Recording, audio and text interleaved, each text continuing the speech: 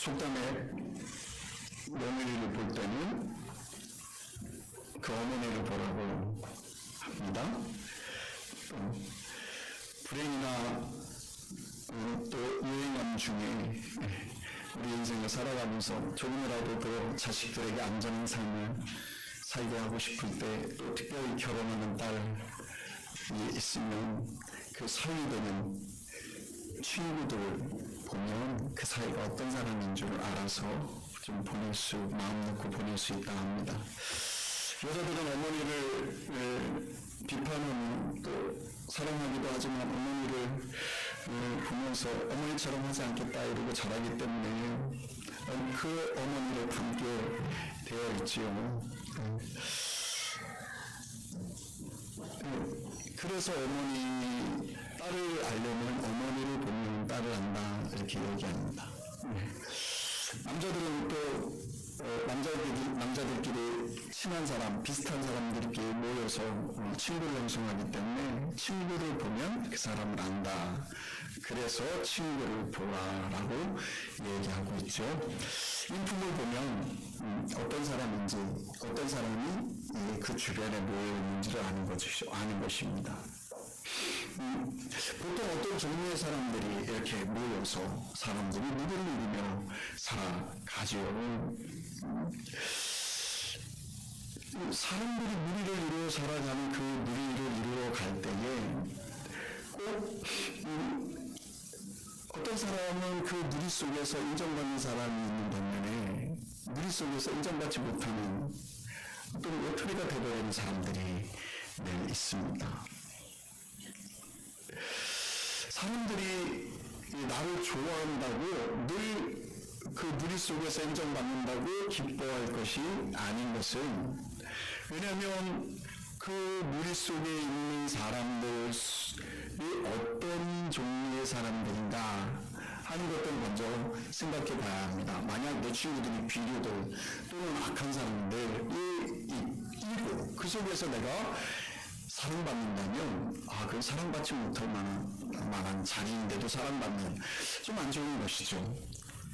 반대로 사람들이 나를 싫어한다고, 그 무리의 사람들이 나를 싫어한다고 그렇게 또 슬퍼할 일은 아닙니다.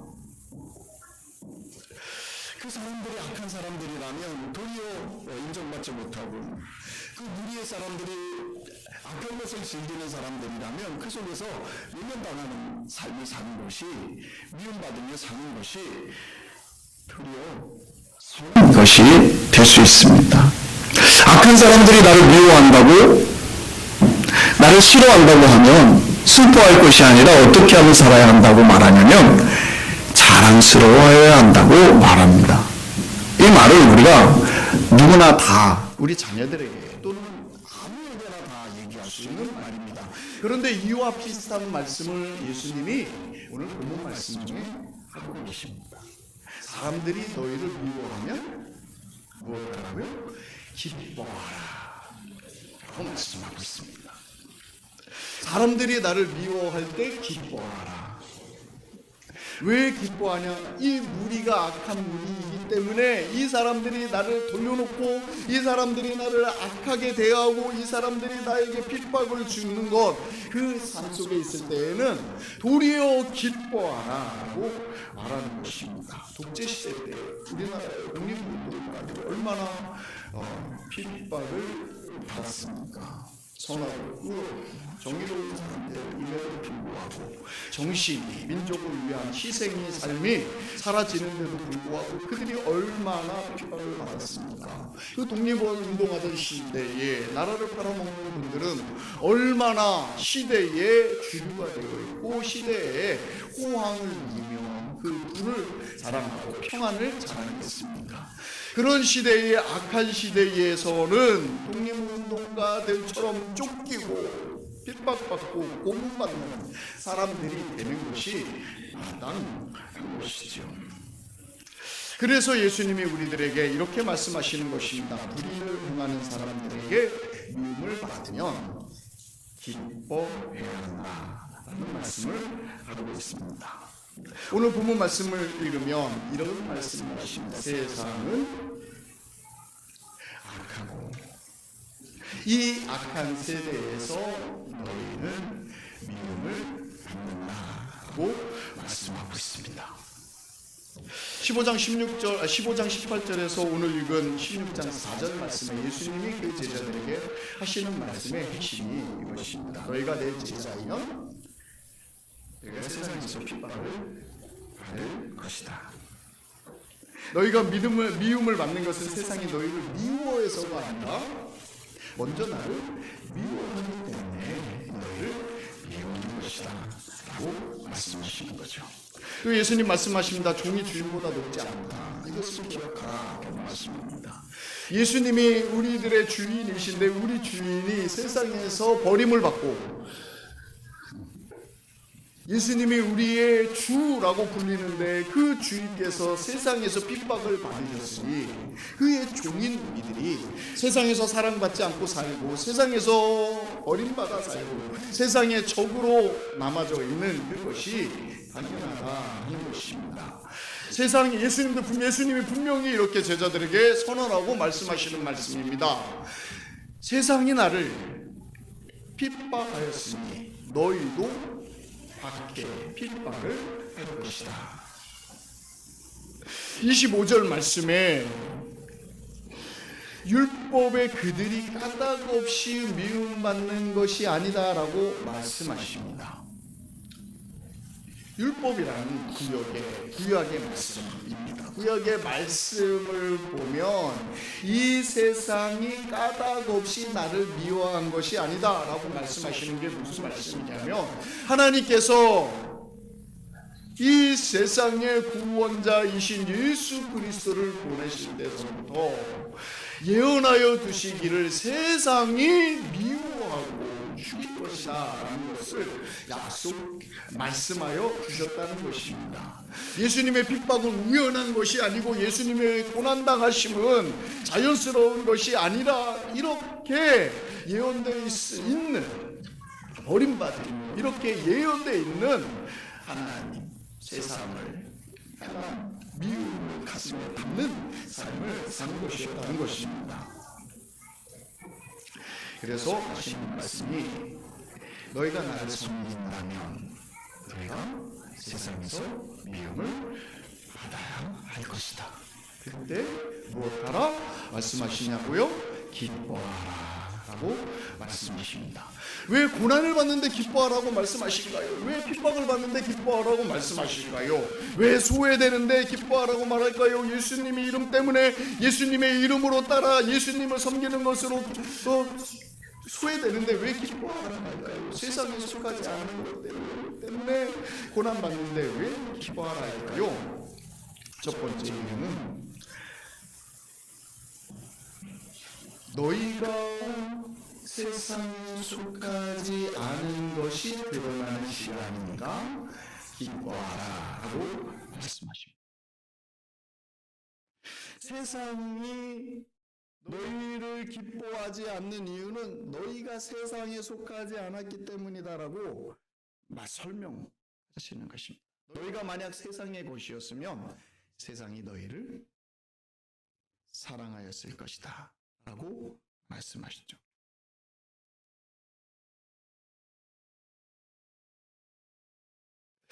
너희가 세상에 속했으면 세상이 너희를 사랑할 텐데 우리가 세상에 살지만 세상에 속하지 않았으니 너희의 시민권이 세상에 속한 것이 아닌 하늘에 속한 것이니 핍박을 받는다라고 말씀합니다. 빌립보서 3장 20절 말씀 한번 보시겠습니다. 빌립보서 3장 20절 띄워주세요. 예, 찾으실 수 있으면 먼저 찾으시는 것도 괜찮겠습니다. 빌립보서 그것도 안 됐어요. 3장 20절. 예, 준비를 해놨는데 오늘 시스템이 뭔가를 지원을 못하고 있습니다. 빌립보서 3장 20절 같이 찾으셔서 읽겠습니다. 3장 20절. 예, 시작. 그러나 우리의 시민권은 하늘에 있는지라 거기로부터 구원하는 자 곧 주 예수 그리스도를 기다리노니 라고 말씀합니다. 우리는 기다리는 삶을 삽니다. 우리가 이 땅에 살고 이 땅에 발을 딛고 살지만 우리의 시민권이 어디에 속하였다고 말씀하시냐면 하늘에 속하였다라고 말씀합니다. 다른 눈으로 산다는 것입니다. 세상의 눈으로 살지 않습니다. 다른 눈으로 산다는 것입니다. 자, 세상에서 최고의 가치는 무엇입니까? 돈이겠죠. 그 다음에 가치는 무엇일까요? 첫 번째 가치를 바꾸는 분도 있겠지만 명예겠죠. 명예가 제일이다라고 말할 수도 있는 분도 있겠지만 돈과 명예, 첫 번째, 두 번째 다 알아하십시오. 또 무엇이 있습니까? 세상의 가치는 자랑이겠습니다. 그렇죠. 세상 앞에서 사람들 앞에서 자랑하고 사는 것, 그걸 기쁨으로 만들지요. 그런데 우리는 그런 삶의 원리를 우리의 삶의 중요한 것으로 생각하지 않습니다. 맞죠? 여러분 혹시 이 고백 날마다 하십니까? 나는 가난에 처해도 나는 부에 처해도 나는 주 예수 그리스도를 믿고 따라가는 것에 아무 상관없습니다. 그것이 나에게 가장 소중한 것입니다. 고백하십니까? 보십시오. 우리가 세상의 원리를 따라 사는 사람이 아니라 하나님의 나라의 시민권으로 하나님의 나라에 속하여서 하나님의 원리를 가지고 살아갑니다. 돈을 못 벌어도 주님 앞에 예배드리는 것, 이게 소중한 사람 되어 살아가시지 않습니까? 그래서 오늘도 일할 수 있는 자리에 갈 수도 있는데도 불구하고 오늘 주님께 드립니다 하고 하나님께 나와서 하나님을 만나시지 않습니까? 사랑하는 성도 여러분, 우리의 시민권이 하늘나라에 있기 때문에 우리의 삶의 원리도 하나님의 나라의 것으로 두고 우리가 살아갑니다. 하나님에게 속한 것을 고백하고 하나님께서 우리에게 주신 삶의 원리들을 가지고 살아가지요. 하나님께서 우리에게 주신 삶의 원리는 복을 받는 기준이나 무엇을 많이 풍족하게 채워주시는 그 원리를 따라 사는 것이 아니라 그 하나님께서 주시는 복, 영리 강건하면 또 육체도 강건하게 하여 주시리라, 이 말씀에 붙잡혀서 주 하나님 아버지여, 내가 하나님을 예배하였으니 하나님도 나에게 보답하여 주셔서 나로 풍족하게 하여 주시고 내가 하나님께 무엇을 하였으니 하나님도 나를 이렇게 지켜주시길 바랍니다. 이런 신앙생활을, 하나님의 말씀을 지켰으니 내게 무엇을 주소서 하는 신앙을 하는 것이 아니라 하나님의 말씀을 지켜서 내가 하나님의 백성으로, 하나님의 사람으로, 하나님의 만드신 사람으로 이 땅에서 살아갑니다 하는 이 고백을 하며 하나님께 속한 사람으로 우리가 이 땅에 살아가는 것이죠. 사랑하는 성도 여러분, 세상 사람과 다른 것을 확인하며 사십시오. 우리가 세상에 속하지 않은 것들을 분명히 드러내며 사십시오. 그래서 잃어도 주님을 떠날 수 없는 것이고 얻어도 주님을 떠날 수 없는 것입니다. 많이 가져도 주님이 더 감사한 것이 되고 많이 없어도 그 많이 없는 주의 나를 인도하시는 하나님 앞에 감격하며 살아갈 수 있는 것입니다. 이러니 세상이 미워한다 라고 말하는 것입니다. 동창회를 하는 분들은 이런 고민들을 합니다. 보통 동창회하면 시골로 가시지요. 고향으로 가지요. 1박 2일 동안 모여서, 멀리서 모였으니 뭐합니까? 1박 2일 모여서 참 술도 마시고 운동도 하고, 그런데 그 동창회에 참 재밌는데 분위기 깨는 사람들이 있습니다. 같이 모여서 잘 놀다가 나는 이제 주일날 예배드리러 간다, 그리고 떠나버리는 거예요. 사람이 있다가 없어지면 분위기 깨지잖아요. 그럴 때 뭐예요? 야, 너만 예수 믿냐? 저기 장로도 안 가고 여기 앉아 있는다. 저기 집사도 안 가고 권사도 안 가고 여기 있는데 너가 뭐라고 꼭 가냐? 이렇게 말합니다. 장로도 집사도 권사도 그 자리에 앉아 있는 것이 뭘 고백하는 것입니까? 나는 하나님의 나라에 속한 것이 아닌 세상에 속하는 것이 더 좋습니다 하고 고백하는 거죠. 오랜 성도라 할지라도, 믿음이 작은 자라 할지라도 하나님 나라의 원리에 따라서 나는 하나님께서 내 삶에 주시는 원리, 하나님의 나라의 원리, 하나님의 뜻을 따라 사는 삶, 하나님께 속한 삶을 살겠습니다 고백하는 그런 성도들이 되시기를 간절히 소망합니다. 세상을 사랑하지 마십시오. 이 세상 사는 것 금방 지나갑니다. 한국의 남녀의 평균 수명이 많이 올랐습니다. 여자분의 평균 수명은 86세이십니다. 통계가 그렇습니다. 86세 되시면 가깝다 그렇게 생각하지 말고 100세도 되시니까 걱정하지 마시고요. 남자들의 평균 수명은 83세라고 합니다. 예전에는 60세만 넘으면 환갑잔치를 했습니다만 요즘은 60이면 청춘, 청년이라고 부릅니다. 우리 한윤석 집사님께서 노인정에 가입을 해서 가셨더니 막내랍니다. 한참 막내랍니다. 온 동네 심부름 다 하고 막내로서 노인정에서 다니신다고. 제가 할 일이 많아요. 그러면서 할 일이 많으셔서 행복해 하시는 모습을 봅니다. 예전에는 60이시면 아이고 그리고 아래목에 딱 누워서 많은 나이인데 요즘 세상이 많이 변했습니다. 우리가 이렇게 해서 평균 수명이 많이 늘었음에도 불구하고요, 세상에 할 일이 많고 내가 할 수 있는 일이 많을 것 같지만 여러분 생각해 보십시오. 인생을 80을 살아도 90을 살아도 내가 할 수 있는 일이 많지 않다는 것을 이제 아시겠죠. 우리가 세상에 살면서 많은 일을 할 수 있는 것이 아닙니다. 많은 일을 할 수 있을 것 같았습니다. 지금도 이루어낼 것 같습니다. 그런데 곰곰이 생각해 보면 내가 이룰 수 있는 일이 여기까지일 수도 있겠구나 하는 것들을 우리가 인생에 경험하죠. 이런 경험과 깨달음 속에 여러분 분명히 마음속에 기준을 만드셔야 합니다. 내가 세상에 속하여서 사는가? 내가 하나님 나라에 속하여서 사는가? 그 기준 아래 내 삶을 하나님께로 가지고 오는 일들을 하셔야 할 것입니다.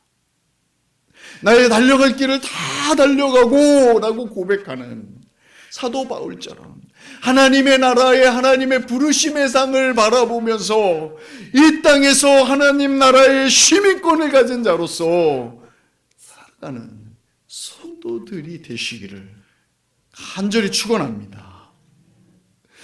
내가 세상에 속하여서 세상에서 존귀함을 받는 것을 부끄럽게 여기시는 성도들이 되시길 바랍니다. 내가 세상에 살면서 아무 불편함 없이 세상의 악함을 내가 그대로 행하며 살아도 아무 티가 안 나는 삶을 살면 내가 악한 비류들과 살며 그 비류들 속에 악한 자들 속에서 내 악함이 표가 안 나는 것들로 말미암아 평안하다 느끼지 마시고 내가 그들 속에 있어서 표가 안 남을 아파하며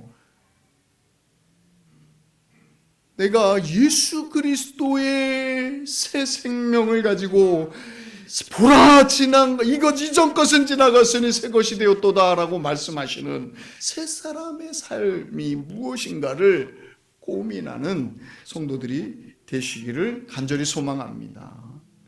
그것들을 발견하기 시작할 때에 너희가 세상에 속하지 않음을 기뻐하라는 주님의 음성이 들리기 시작할 것입니다. 왜 우리가 또 기뻐해야 할까요? 두 번째로 너희가 세상에 속하지 않은 것으로, 너희가 핍박받는 것으로, 너희가 세상에 사랑받지 못하는 것으로 기뻐하라라고 말씀하시는데 왜 그러실까요? 두 번째는요, 하나님께서 우리를 선택하셨기 때문에 그렇다라고 말씀합니다. 하나님께서 우리를 내버려 두시고 하나님께서 알아서 굴러라라고 인생을 내버려 두시는 것이 아니라 우리를 내 것이다라고 선택하고 계신 것 때문에 기뻐하라고 기뻐하라는 것입니다. 내가 세상에 속할 수도 있고 하나님에게 속할 수도 있는데 내가 둘 중에 어느 것을 선택할까라고 하는 것이 아니라 하나님께서 우리를 하나님의 자녀로 삼아주시고 선택하시고 너는 내 것이다라고 부르신 그 부르심이 있기에 고난이 있거나 세상에서 구별돼서 거룩한 것을 하려는 것에 하나님 앞에서 기뻐하시는 여러분 되시길 원합니다. 이제 예수님을 만나시는 성도님에게 성경책을 선물해 드렸습니다. 성경책을 읽으시겠다고 그 성경책을 일하시는 곳에 가져가셔서 시간 날 때마다 보시겠다고 그래서 성경책을 드렸습니다. 저는 이제 오늘 성경책 드린 분에게 물어보려 합니다. 성경책을 들고 사람들 앞에서 성경책을 읽고 있으면 사람들이 뭐라고 하던가요? 하고 물어보려고 합니다. 예, 성경책을 들고 성경을 읽기 시작하면 사람들이 보기에 이 사람이, 이분이 이제 예수쟁이가 됐구나. 이제 우리랑 같은 부류의 사람이 아니구나를 알기 시작할 것입니다. 눈으로 드러내 보여주는 것이지요.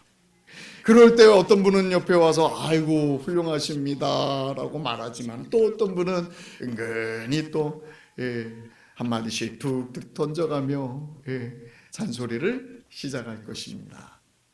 그때 깨달으십시오. 하나님이 나를 택하셨습니다. 하나님이 나를 당신 것 삼아 주셨습니다. 제가 이렇게 세상 앞에 나를 드러냄을 감사합니다 하고 기뻐하는 성도님 되시기를 간절히 소망합니다. 또 무엇 때문에 기뻐하라고 말씀하시냐면 세 번째, 예수 그리스도의 증인이 되기 때문에 기뻐하라라고 말씀하십니다. 오늘 본문 21절 읽어보실까요? 15장 21절 같이 읽습니다. 21절입니다. 같이 읽습니다. 그러나 사람들이 내 이름으로 말미암아 이 모든 일을 너희에게 하리니 이는 나를 보내신 이를 알지 못함이라. 나를 보내신 이를 알지 못하는 사람들에게 무엇하는 사람이 되는 것이에요? 예수 그리스도가 누구신지를 보여주는 사람들이 되는 것이지요. 그렇기 때문에 기뻐하라고 말씀하십니다. 예수님을 믿으실 때에 적당히 믿으시면요 아무 핍박이 없습니다.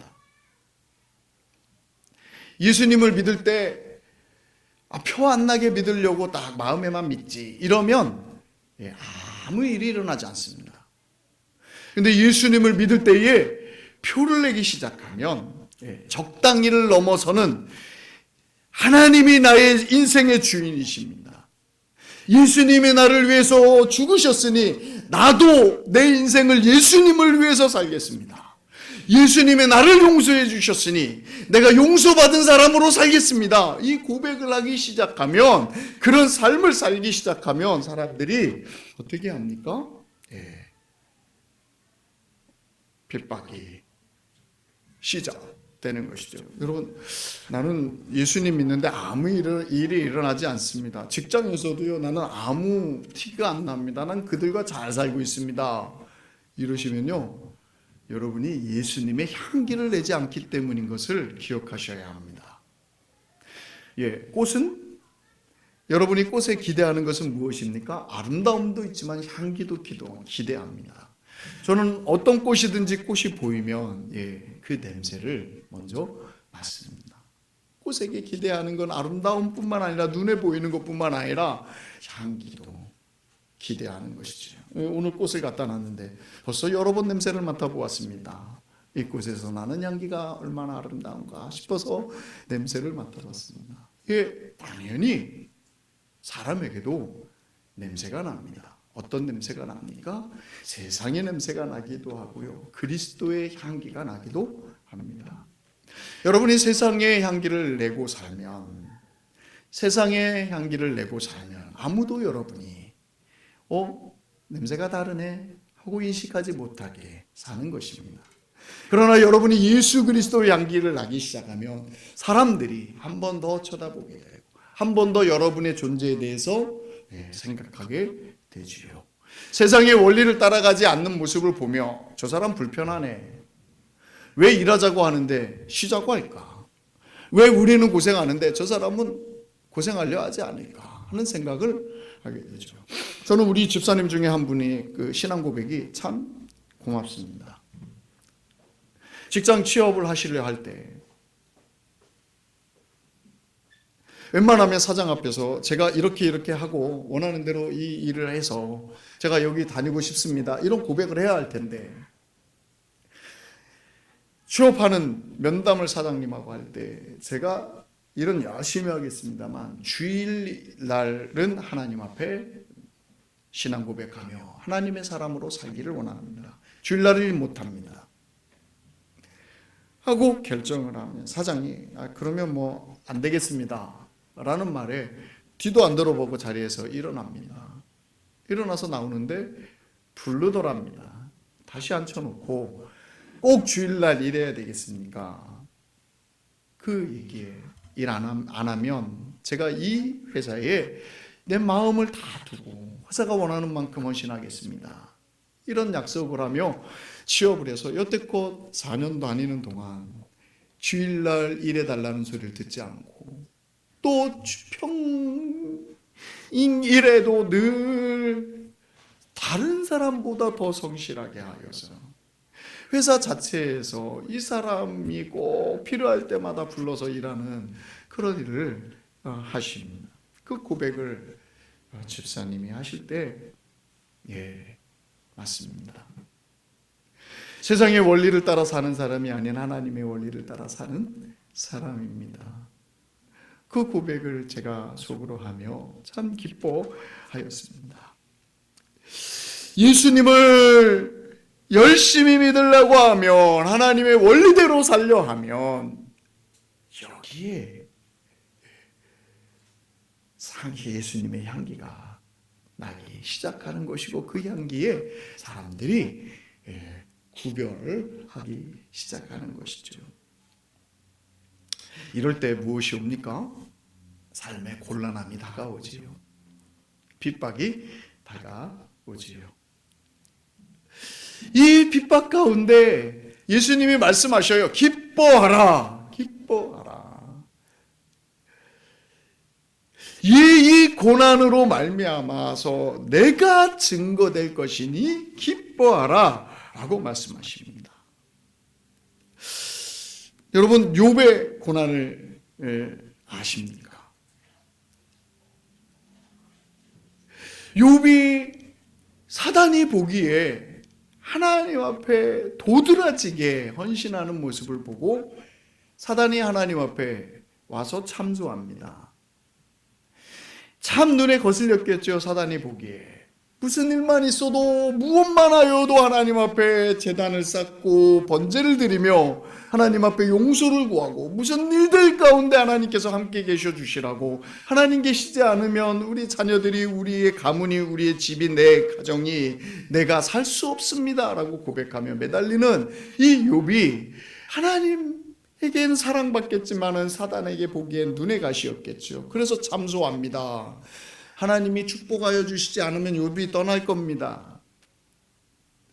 하나님이 돌봐주시지 않는 것을 경험하면 하나님을 가차없이 버릴 겁니다. 참소합니다. 그래서 하나님이 사단에게 그러면 시험해 보거라 하고 내버려 두시지요. 그때 사단이 욥을 곤란하게 합니다. 자녀들을 한 지붕 아래 모여놓게 하고 결혼 잔치자리에 모여놓게 하고 그리고 그 기둥을 무너뜨려서 한순간에 자녀들을 다 죽게 만들어 버립니다.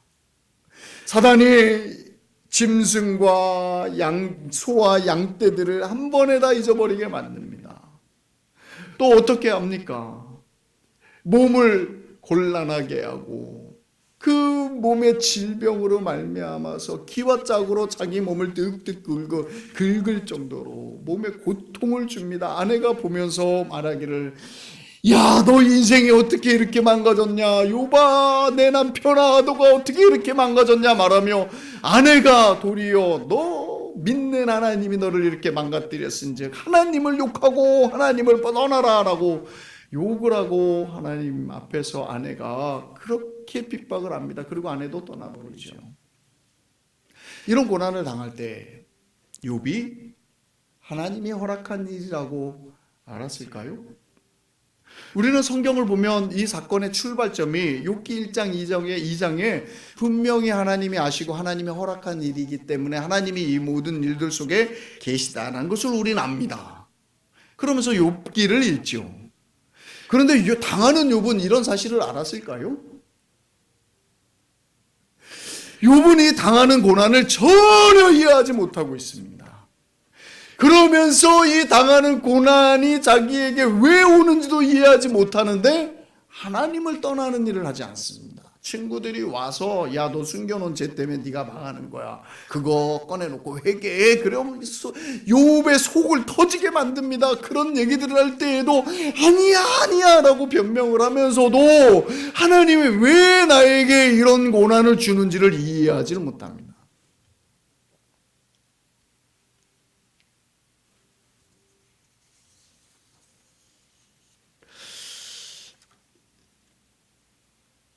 하나님께서 허락하신 고난 안에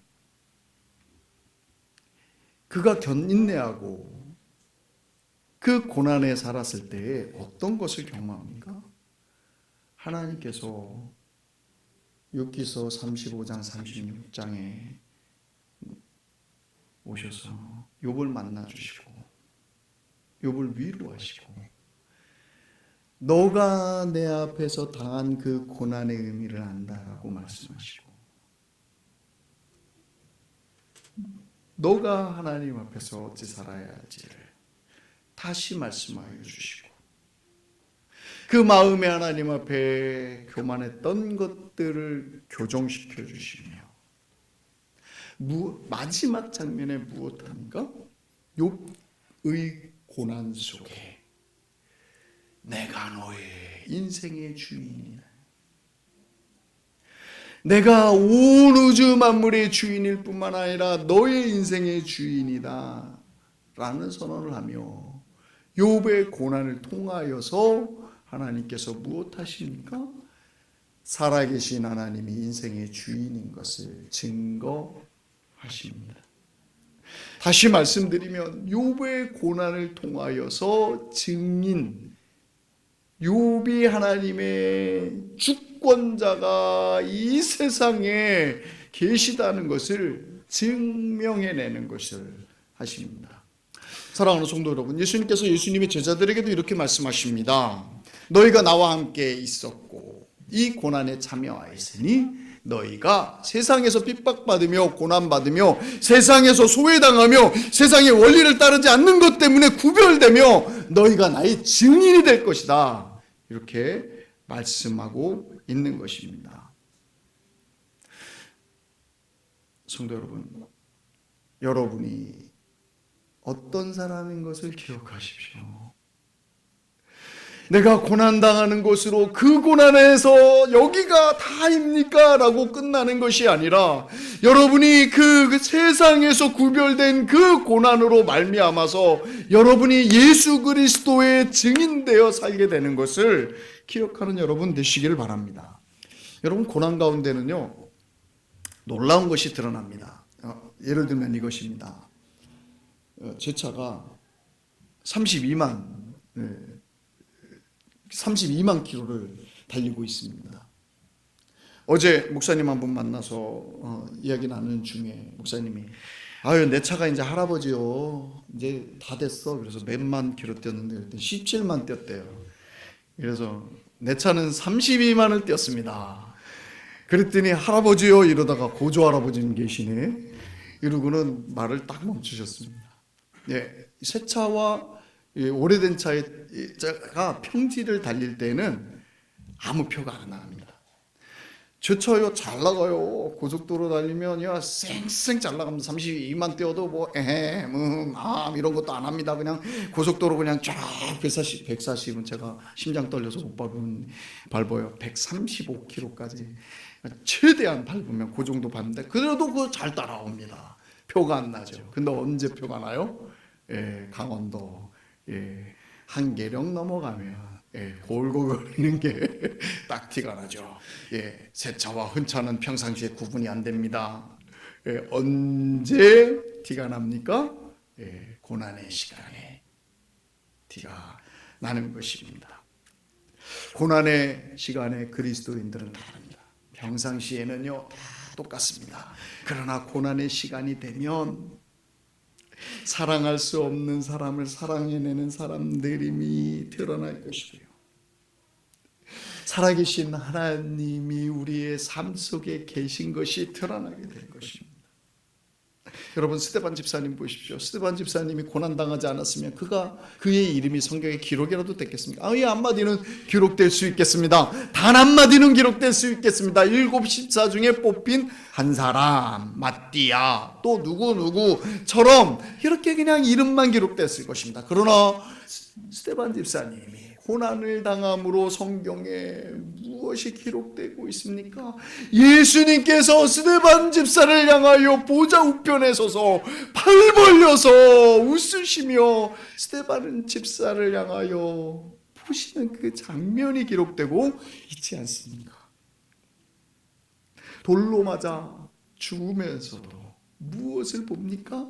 하나님 기뻐하시는, 하나님이 사랑하시는 그 장면을 보고 우리는 그 스데반 집사의 장면 속에, 그 고난 속에 이분이 예수 그리스도의 사람인 것을 증명해내고, 이 세상은 세상의 원리대로 굴러가고 끝날 것이 아닌 하나님의 나라로, 하나님의 심판으로, 하나님의 영광으로 끝날 것임을 우리는 볼 수 있는 것 아닙니까? 사랑하는 성도 여러분, 세상에 속하지 아니하고 하나님에게 속해서 살아가는 것에 자랑을 여기십시오. 기뻐하십시오. 여러분으로 말미암아 예수 그리스도의 나라가 이 땅에 세워진 것이 드러날 것이고, 여러분으로 말미암아 예수님이 증언 될 것입니다.